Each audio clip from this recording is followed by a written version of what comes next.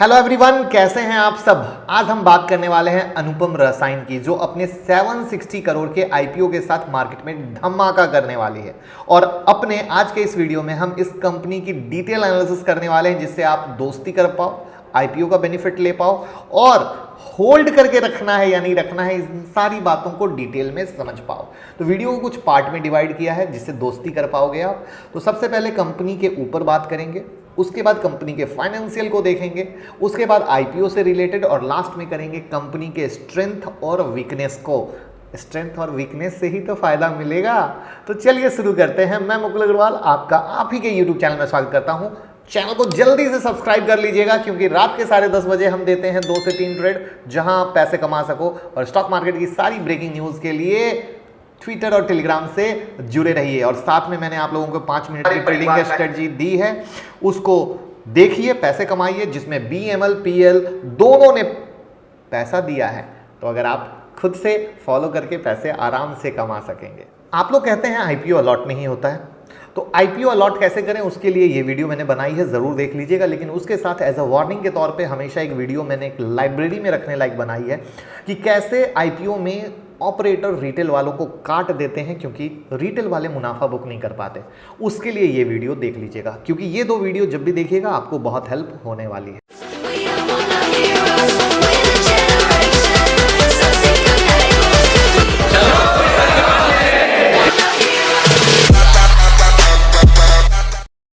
तो दोस्तों, custom synthesis और स्पेशली केमिकल के मैन्युफैक्चरिंग में इन्वॉल्व इस कंपनी की शुरुआत 1984 में एज अ पार्टनरशिप फर्म के तौर पे हुई, जहां से ये शुरुआती दौर में कन्वेंशनल प्रोडक्ट की मैन्युफैक्चरिंग का काम करते थे। और करंट सिनारियो में अगर अनुपम रसायन को समझें तो फिलहाल यहाँ हमें 2 बिजनेस वर्टिकल देखने को मिलते हैं। यस, एक नहीं 2, जिन्हें यहाँ आप स्क्रीन पर देख पा रहे होंगे। और इस वर्टिकल में जो रेवेन्यू में मेजर कंट्रीब्यूशन देते हैं वो है life science related speciality chemicals, जिसकी हिस्सेदारी रेवेन्यू मॉडल में है 93.75% की, और रिमेनिंग यहाँ अदर स्पेशलिटी केमिकल के थ्रू आता है। इस रेवेन्यू मॉडल को अगर थोड़ा ब्रेक करें तो यहाँ हम पाएंगे कि कंपनी का 65% रेवेन्यू एक्सपोर्ट के थ्रू आता है और 35% डोमेस्टिक से। तो ये जितना डेटा फैक्ट हमने आपसे शेयर किया है वो एकदम लेटेस्ट है, फाइनेंशियल ईयर 2021 के 9 मंथ का डेटा है ये।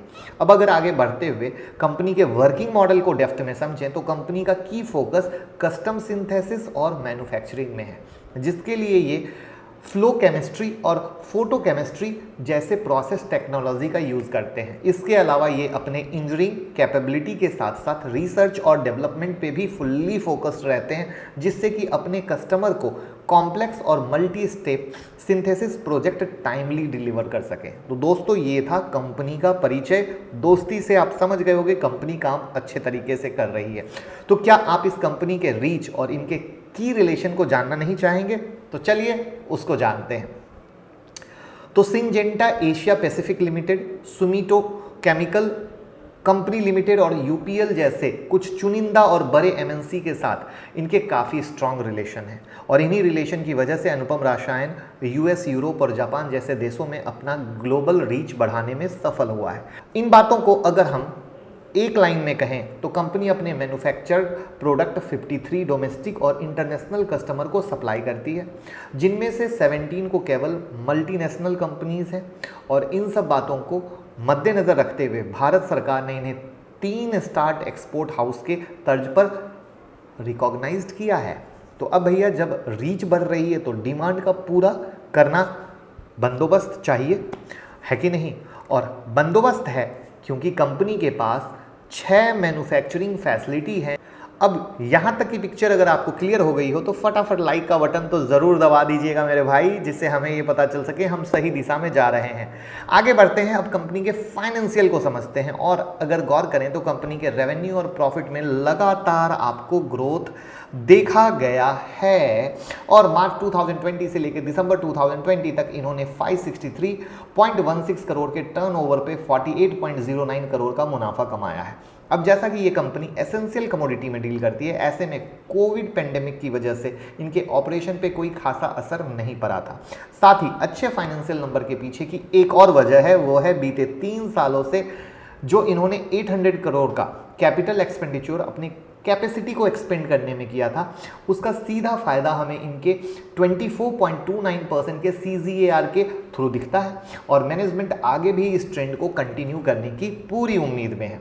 अब अगर फाइनेंशियल की बाकी पैरामीटर की बात करें तो कंपनी का एवरेज EPS और RONW 6.77 और 10.18% का है। वहीं अगर PE को देखें तो जहां इनके इंडस्ट्री का कंपोजिट PE 42.81% का है, वहीं अनुपम रसायन का PE 86.45 का है। तो ये फैक्टर यहां क्लियर शो कर रहा है कि कंपनी का IPO एग्रेसिवली प्राइस्ड है। साथ ही एक बात और यहां गौर करने लायक है, वो ये कि प्रॉफिट पोस्ट करने के बाद भी कंपनी ने एक बार भी डिविडेंड नहीं दिया है, बट मैनेजमेंट का यहां कहना है कि वो लिस्टिंग के बाद एक प्रॉपर डिविडेंड पॉलिसी फॉलो करेंगे। वैसे भी IPO लॉन्च के बाद तो सबकी कहानी बदलती है, किसी की पॉजिटिव वे में तो किसी की निगेटिव वे में। अब कंपनी के कंपैरिजन अगर हम इनके लिस्टिंग पेयर से करें तो PI इंडस्ट्री का PE 65.7 का है, नवीन फ्लोरिन का PE 32.2 का है, जबकि नवीन फ्लोरिन ने जबरदस्त रिटर्न दिया है। ऐसे में हमें जस्ट आपको नाम बताया, अनुपम रसायन PE के मामले में काफ़ी आगे है, चाहे इंडिविजुअली देखा जाए या फिर ओवरऑल इंडस्ट्री के हिसाब से। बहरहाल आगे बढ़ते हैं, IPO डिटेल के ऊपर चर्चा करते हैं, जहां पे 12 मार्च को ओपन करने का टेंटेटिव डेट है, 16 मार्च को बंद होगा, लिस्टिंग का डेट 24 मार्च है और 27 शेयर का लॉट है, यानी अगर आप एक लॉट अप्लाई करते हैं तो 14,985 लगने वाला है और पूरा का पूरा इशू साइज जो है 764 का वो आपके सामने है। अब बात कर लें ग्रे मार्केट प्रीमियम की, तो ग्रे मार्केट प्रीमियम में 58% प्रीमियम पे चल रहा है, यानी एक रियली में ग्रीन सिग्नल है और IPO से आने वाले जो पैसे हैं वो जनरल कॉर्पोरेट पर्पस और डेट रीपेमेंट के लिए यूज होगा।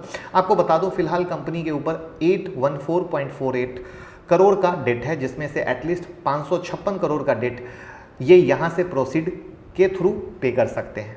अब एज अ इन्वेस्टर जो सबसे इंपॉर्टेंट बात यहाँ हमें पता होनी चाहिए वो ये है कि कंपनी का स्ट्रेंथ और वीकनेस, करेक्ट, तभी तो लिस्टिंग की तो अलग बात है, बट उसके अलावे क्या, तो कंपनी के पास डोमेस्टिक और ग्लोबल लेवल पे एक बड़ा कस्टमर बेस है, जिन्हें ये अपने डाइवर्सिफाइड और कस्टमाइज प्रोडक्ट पोर्टफोलियो के थ्रू सर्व करते हैं।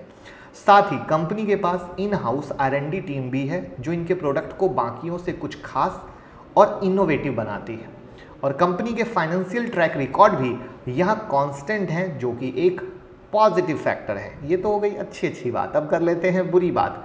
तो यहाँ जो कंसर्न है वो ये है कि कंपनी का मार्जिन डिक्लाइन मोड में है, साथ ही cash flow from operating activities भी यहाँ हमें निगेटिव में दिखता है। साथ ही डेट फैक्टर को हमने पहले ही बताया और इस टाइप का डेट को अगर कंपनी रीपे करने में फेल होती है तो यह नुकसान हमें देखने को मिल सकता है।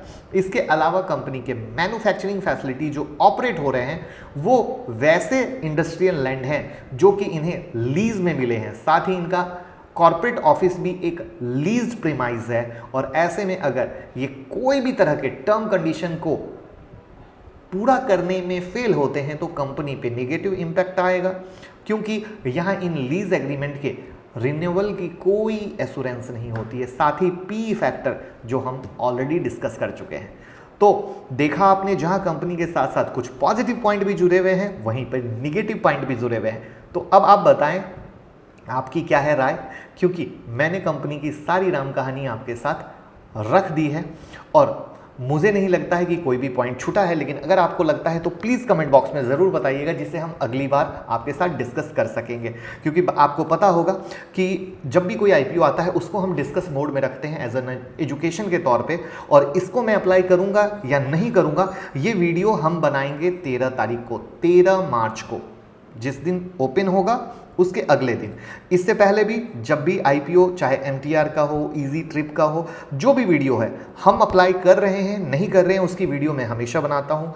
GMP क्या चल रहा है, GMP से क्या इम्पैक्ट आ रहा है, वो सब हम आपके साथ बनाते हैं। तो वो सारी चीज़ें आएंगी, बस जुड़े रहिए और लाइक कमेंट शेयर का बटन दबाने में कंजूसी मत कीजिए। Thank you so much.